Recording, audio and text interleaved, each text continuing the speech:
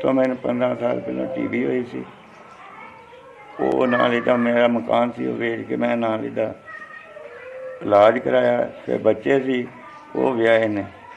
उस तो बाद नाल ही जिहड़ा भी है फिर असीं किराए ते आ गए। ते हुण मेरा इलाज जिहड़ा है ना अख भी जिहड़ी वो नहीं काम करदी, एक खराब हो चुकी है, जिहड़ी वो भी खराब हो चुकी है। वो लाइट दे अगे होवां ते जलन हुंदी है ते खारिश। आ सामने ही है जो कुछ है। 74 साल उम्र है, 73 74 साल। हुण मैं काम तो कर ही नहीं सकदा, ना हो सकदा, तुरिया भी नहीं जांदा।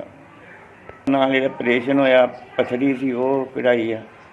किराए ते रहिंदे आ, किराया मेरा पुत्तर दिंदा है, बाकी खर्चा जिहड़ा वो असीं इस तरह कोई दे दिंदा है, वो कर करा के असीं करदे हां। जिहड़ी मदद करो, भावें जुगाड़ करो, भावें कोलों दो, जो भी है।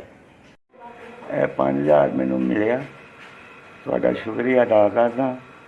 तुहाडा बाल बच्चे नूं भी दुआ देना, जो भी है तुहानूं दुआ देना कि अल्लाह ताला तुहानूं तौफीक देवे।